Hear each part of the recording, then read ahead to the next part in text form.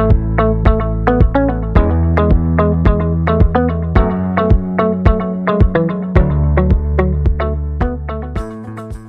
to another episode of the Wealth Amplifier podcast. We are recording this episode on Wednesday, August 21st, and we will likely release it in late August or early September.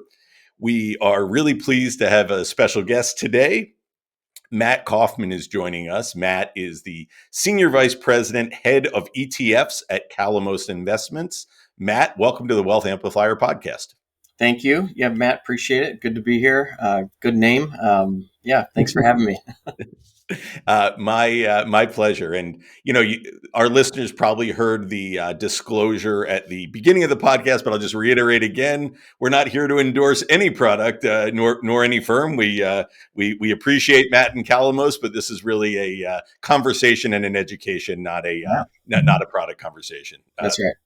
So before we dive into some of the subject matter and the topic that I wanted to amplify today on the ETF side, why don't you tell us a little bit about your career, your journey, and how you wound up as head of ETFs at Calamos? Sure, I'd love to. I think a lot of that history kind of leads into some of the strategies that we're discussing as well. So it's a topic near and dear to my heart. So I started in the ETF space about 20 years ago.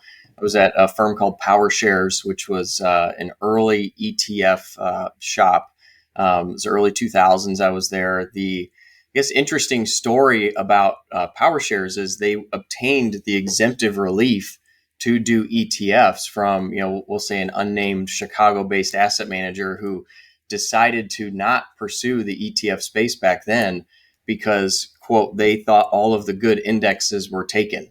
They thought the S&P 500 was taken by iShares, State Street. The Qs was out there already.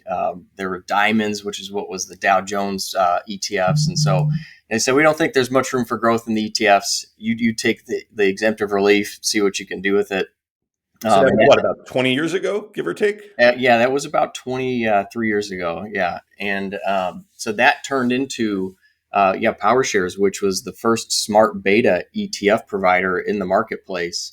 So, back then, all of the indexes and ETFs were tracking market cap weighted indexes. And so we built out this space using what was called the IntelliDex. John Southard had built that. Was a great guy still working in the industry today. And that set the course for the smart beta space. So I had the opportunity to work on that business. Launched a lot of ETF product, in the early days, over 100 ETFs that we built there. So learned an incredible amount about the ETF space, what could be done, innovation, how to use the ETF wrapper. And, we were seeing back then the tremendous benefits of the exchange traded fund, the liquidity, transparency, the tax efficiency. So a lot of that early work with financial advisors was educating about the ETF wrapper. And then taking it a step further and saying, what we're doing with this is a little bit different than what you've seen. Today, most advisors and investors understand ETFs. They know the ETF wrapper. They're accessing multiple themes, spaces, categories, all through the ETF. We've got Bitcoin in the ETF now. So there's a whole host of opportunity there. After PowerShares sold to Invesco, I went to an actuarial consulting firm, which made about as much sense to me at the time as it sounds to you all right now, I imagine.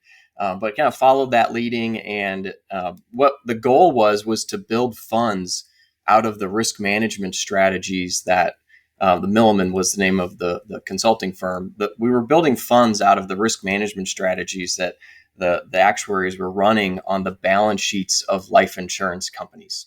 And so a lot of life insurance companies hedge their balance sheet risk. Some of them outsourced that work. And so Liebman was doing a lot of that work. The 2008 financial crisis had hit a couple years before I went over. And the insurance companies that were using the hedging strategies survived. And the hedging strategies worked remarkably well. But the policyholders didn't necessarily have the benefit of that hedge. And so we wanted to build funds for investors that delivered the same institutional type hedging strategies. So a phenomenal opportunity. Went over and was building those funds. We built about 55 to 60 funds largely sub-advised. We had a lot of really large asset management clients, insurance clients. What we saw during that environment was interest rates were remarkably low. We hit after the financial crisis, the interest rate environment went down to 0 to 25 basis points. And the value that insurers could provide on their products went down. Insurance is largely a rate-driven game. And so in a low rate environment, if you're familiar with fixed indexed annuities, they give you 100% protection and then the upside relative to an index. And so the cap rates or the upside potential that you could get on that type of product was extremely low. It was in the low single digits. And just as a refresher, again, what was the time period while you were in this role? This would have been 2010. Yeah, 2010. From 2010 to 2022, roughly. So sort of the early days of zero interest rate policy. Exactly. Yep. Very early days. Yep. So the rates that the insurers could provide were very low. We were seeing the same on the banking side, in the structured product space. The capital protected structured notes had been a popular vehicle, in the 90s going into the 2000s. But with low rates, the cap rates you could deliver were very low. So we saw the insurance space moving into this risk sharing type model is what I would call it, where rather than capital protection or principal protection, we can deliver you something less. We can deliver you a 10% protection level or a 20% protection level. And then I can give you something meaningful, on the upside. And so we saw that space start to evolve around 2012, 2013 in the insurance world and in the structured products world. Well, what we saw at Liebman, we had a large insurance type business. What we saw there is that you could deliver that type of outcome very efficiently with options. We don't need a balance sheet from an insurance company or a bank to deliver an outcome, especially a partially principally protected one. We can give you a 10% protection level on the S&P 500, all using options. And so we built some intellectual property at Liebman to deliver a defined outcome on the market. We did it in UITs with some clients. We did it in variable annuity products. And then we also built the intellectual property for the defined outcome ETF at that time as well. That was around 2016. And then that set the stage for a really large space that exists today. As I came over to Calamos about 2 years ago, we're watching the rate environment. And so for listeners, you can track this as well. You're probably looking at CD rates going up. Yep. You're looking at your mortgage rates going up. And the same thing was flowing through the financial markets. So as rates were going up, the cap rates on fixed indexed annuities were going up. People were buying CDs again. So those products, which were basically in the grave for 15 years, now started to come out and were getting bought in full force. And so at Calamos, what we've delivered and what the space that we wanted to capture is that capital protected space. With rates off of 0, we can now deliver 100% protection inside of the ETF wrapper. So you've got the buffered space that exists in the market. It's about a $50-60 billion space in the ETF world. If you look at other markets in the insurance world, it's about a $60 billion space. It's growing almost at the same clip. And then structured products are selling very well as well.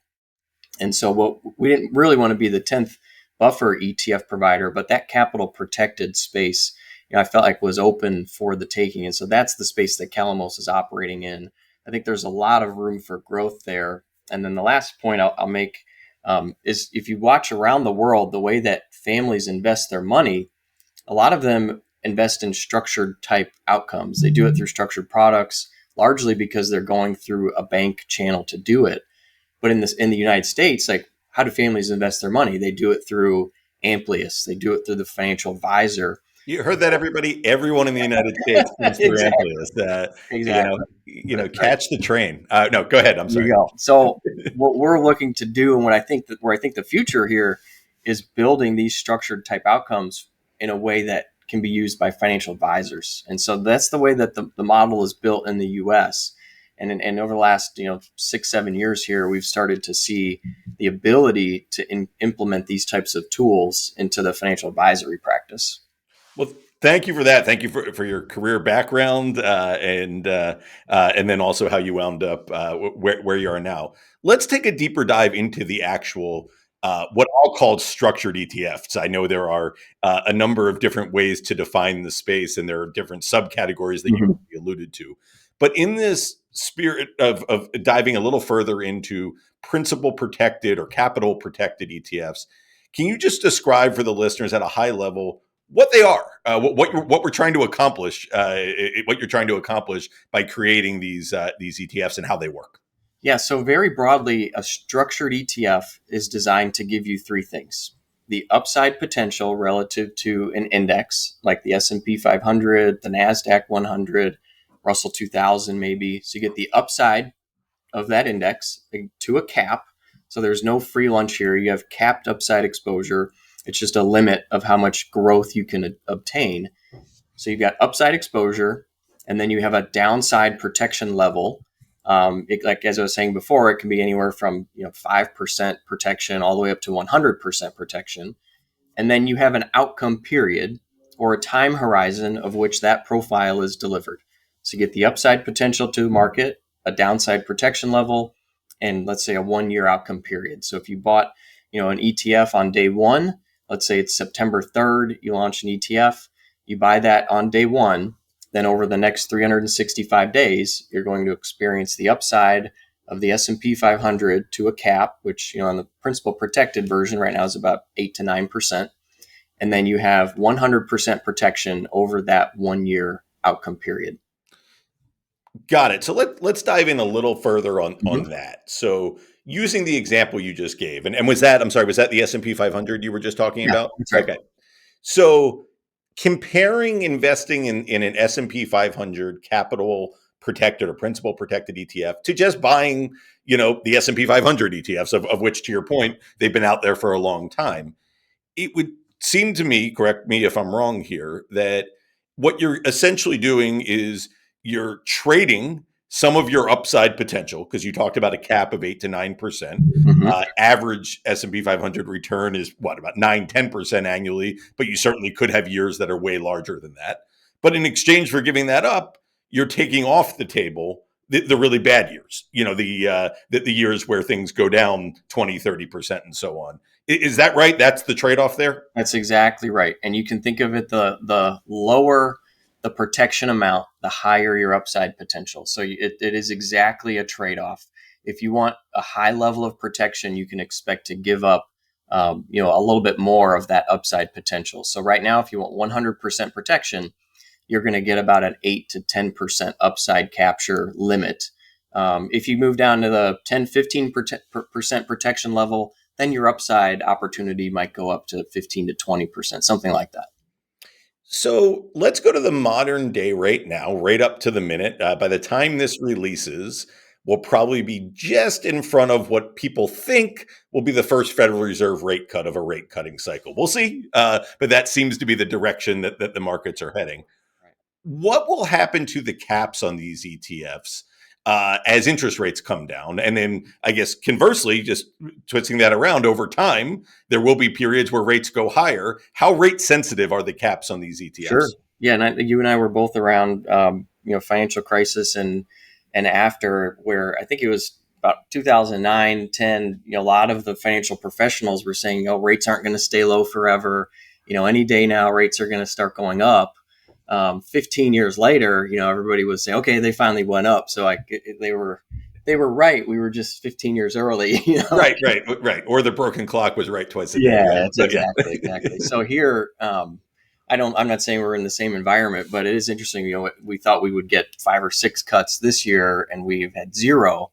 Which is, by the way, just as an aside, it looks like we're finally going to get them at our year ahead podcast. My contrarian prediction was we were going to get 0 rate cuts this year, and I Yeah, really nailed it for the first there you 8 months. go. There you go. But it looks like I'm going to take the loss on that here probably Okay. soon. Yeah, Yeah. I was in the same position as you, but I didn't say it publicly, so I can't Yeah. say that I was right. You're in a more disciplined side of the profession than we are. So anyway, That's go right. ahead. Yeah, so we're looking now, if we do see those rate cuts, what you can expect is the cap rate that we'll be able to achieve is about twice the 1 year risk-free rate. And so if you look at a 1-year U.S. Treasury bill right now, it's paying about 4.49%. I think that was yesterday, as of yesterday, August 20th.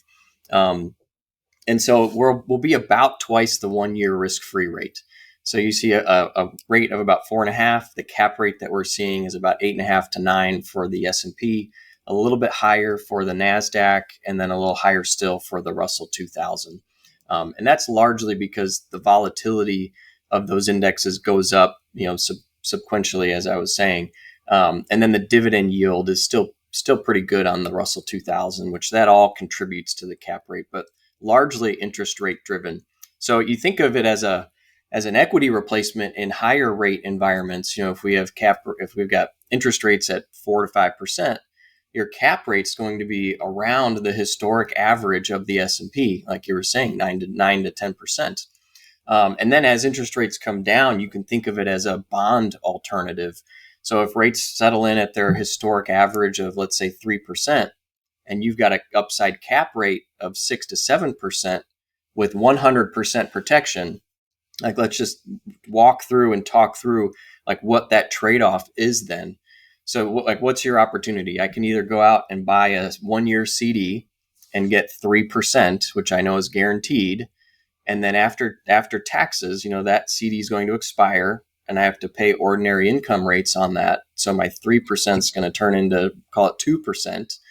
Or I can turn in that 2% guaranteed rate.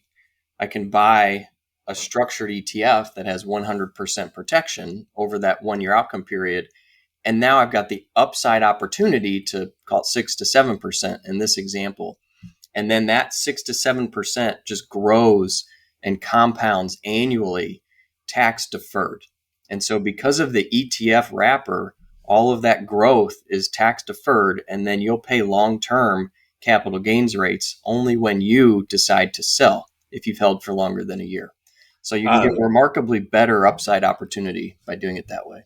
So mid-podcast caveat: check with your own tax advisor. But Right. yes, right. So there are many advantages to the ETF wrapper. So, but you just hit on something I think that's very important. How we are thinking about these. So, tell me if it directionally tracks the way you would think of these this suite of ETFs. When you have 100% principal protection, so that where I know Calamos has been a leader, we are generally thinking of those when we construct portfolios as bond alternatives because of the reasons you just said. Your downside is fairly limited. Your upside is capped. And I think over time, you could make an argument, especially after taxes, that it will be a smoother and more profitable ride than perhaps a long-term bond investment would be. But that when you're buying ETFs like this, and they have just, let's say, limited downside protection, a 5% buffer, a 10% buffer, we generally are comparing those to other equity investments and consider those equity alternatives. You're a guest on the podcast, but you're welcome to disagree as you see fit. How do you think of that sort of loose characterization? I think it's a good approach. I'll push back on you on one piece of that, but I do think that's a great approach. One thing that I've had difficulty with convincing a lot of investors to do is use protected equities for income. And so a lot of folks will buy bonds because they want the yield, they want the income. They look at that yield number and think of it and equate that to income to my bottom line. Well, it's like that's a less tax advantaged way to obtain income. And from my perspective, having the upside opportunity and turning that growth and then taking that out after owning for a year, paying yourself from that growth gives you the risk management that you were looking for because you've got the protection from the buffer or the protection level, but then using the growth to actually pay for your income needs and just taking slices off of that, I think is a much more advantageous way to do it. So yeah, kudos to you all for concluding that. I think that's a great way to do it. One way that we're seeing people use the 100% protection products for de-risking equities is instead of moving, all of your money into a 15% buffer type strategy or 20% buffer to get that downside protection, you can meet with your client, you go through that risk tolerance checkbox and understand how much risk they want to take. And then you say, okay, how much risk do I want to take off the table over the next 6, 12 months? let's say it's 50%. Well, now instead of buying 100% of your 100% protected product, you buy 50%. So I'm going to move half the equity money into this product. And now, like walking through your payoff profile, now you have half the downside risk, but then the upside, you're 0 to call it 10%, that stays intact. You're going to collect 100% of that move. And then anything above that, you're not capped out anymore. You're getting 50% of every dollar move above your cap rate.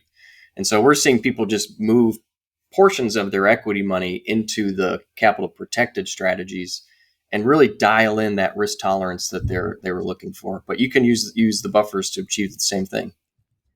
Thank you. So I want to shift gears a little bit more of what I'll call the business side of Wall Street. Okay. And I have a couple questions along those lines. So first of all, Calamos has become a very big player in this space, in particular, as you mentioned, on the principal protected side. But you do have a number of competitors. Just the ETF industry is just competitive in general, which generally speaking, I view as a positive for advisors and clients. I do too. How does one provider, it doesn't have to be Calamos, but just speaking more generally, how does one ETF provider in this space differentiate themselves from another? What do you think the important metrics are there? Yeah, the competitive landscape is interesting in the financial services world, largely because you have to build things, I say, like in the light. When you have an idea, you have to register that product idea with the Securities Exchange Commission, which is a public registration. And so that filing is a 75-day review period by the SEC. So you basically say, here's what we're working on, and you flag to the market, all of your competitors, everything that you're thinking about. And so, if others see that and they think it's a good idea, you can be, pretty confident that you're going to have competition behind you, which, like, to your point, I don't think is necessarily a bad thing. I think that helps drive innovation and makes better products and sometimes makes it a little cheaper for folks as well because of the competition. Right. So, yeah, from my perspective, I think that the edge that we can provide, as I was saying, there was about 10 buffer ETF providers in the market, and they're all using very similar constructs to deliver those types of buffer strategies. But where we thought the edge was in that capital protected space, delivering 100% protection. And so I think that's where Calamos has an edge. As a firm, we've been managing risk for about 50 years. We were formed in 1977. I was born in 82, so a few years before I was born. But it also happened to be the same year that options started trading at the Chicago Board Options Exchange. Calamos was founded as a convertible bond shop. Convertible bonds are great risk management tools. They were great back then. They're still doing well today. And as the options market has evolved, we've seen a lot of product development evolve. And so you think about what didn't exist in the 70s, like the options market wasn't evolved. You didn't have flex options like you do today. The ETF didn't exist, for another 15, 20 years. And so you see all of that moving through. Even the idea of modern portfolio theory, is a concept from the mid 1950s or early 50s. None of these tools for risk management existed back then. And so all of that's just driving innovation. I would say I compare a little bit to, or contrast it a little bit to, like technology. You can build technology products and they can break and it's not that big of a deal. Like I can build the first iPhone, or you can build an AI tool and you try to generate a face on the first AI, a product that was out there, and the eyes might be crooked and the nose might be off a little bit. It's like, that's fine. I'll try again in a month and they might have it fixed. But you can't do that in financial services. Like, you have to innovate, but you have to innovate with security. Like, it has to work, because if it breaks, that means people have lost a lot of money. And a lot of times it's their life savings. And so that's how we approach product development at Calamos, and how we think about it is, we don't bring something out until we're 100% sure that it's going to work and that we've outlined all of the benefits, all of the risks associated with it. So that's how we approach things. And, looking at the defined outcome ETF space, when I was at Liebman, we built out that intellectual property. It was based off of years of understanding of the markets and the options markets. And then seeing what tools were available that may not have existed when we were doing institutional type hedging. Like the flex options market is very efficient. It's not does not have counterparty credit risk, and so all these things go into building, what we like to think are the best in class tools for folks like yourself and for clients. Thank you. And, I'll pivot off of that.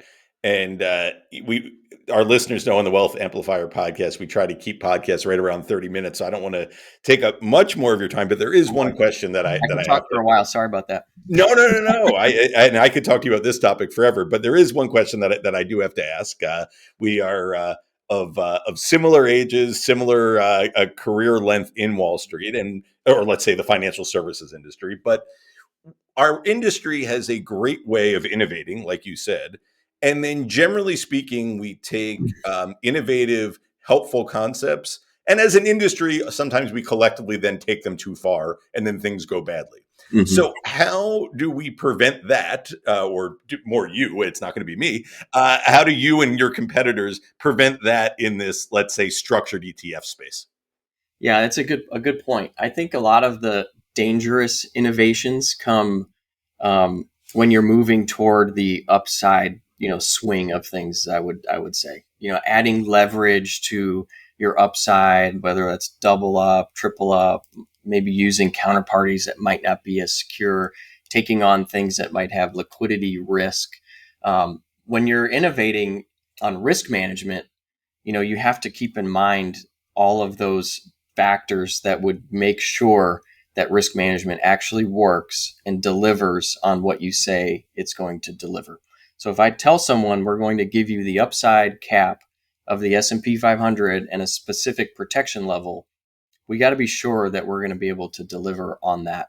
And so I think those bounds kind of keep you in line and keep you in check with what you're actually developing. You could do a buffer or a cap on a less liquid underlying. You could take your pick of what you think that might be, an index that might not be trading as frequently or might not have as big of a liquidity complex as the S&P 500, and we could quote you a really high cap rate, but the odds that you would get there would go down because you might not have liquidity when you need it.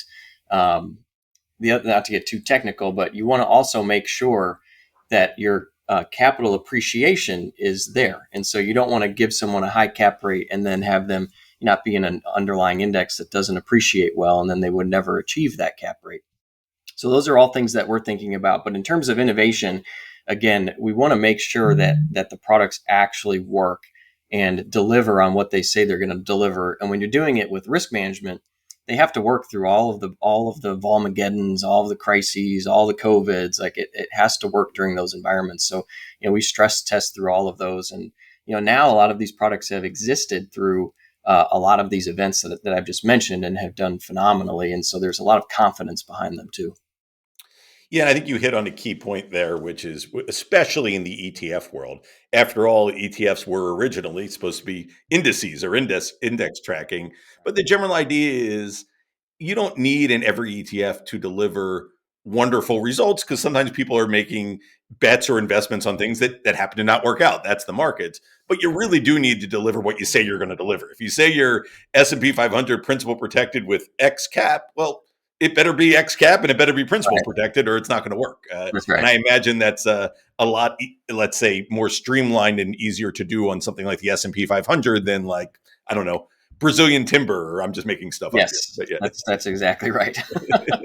But Um, strangely, the price went up during COVID. That might have been a good trade, but Yeah, might have been, might have been.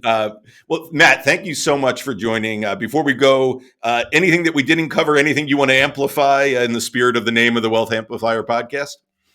I think we covered everything on the structured protection ETF arena. We've seen a lot of folks in the retirement space use these products as well. I think retirees specifically face a number of risks, longevity risk, inflation risk, volatility. So we're seeing a lot of folks use these, for their retirement savings. And then I think pension plans and institutions have similar, risk factors. They have drawdown mandates, they have spending mandates. It's similar to retirees. So we're seeing a lot of institutions use these as well. But we appreciate the opportunity. And I know you said that normally people would come on and amplify like a charity or a cause. So just thinking through something near and dear to our family's heart. Our daughter, when she was 2, she was diagnosed with leukemia. She just started 7th grade. She's doing phenomenal. Wow. So we Lurie's Children's Hospital is near to our heart. So if I had to amplify a service like that, I'd bring that up here. I mean, great to hear how well your daughter's doing, and that's a great cause to amplify and a great place for us to conclude the podcast. So thank you, Matt. Thanks so much for joining us. No, thank you.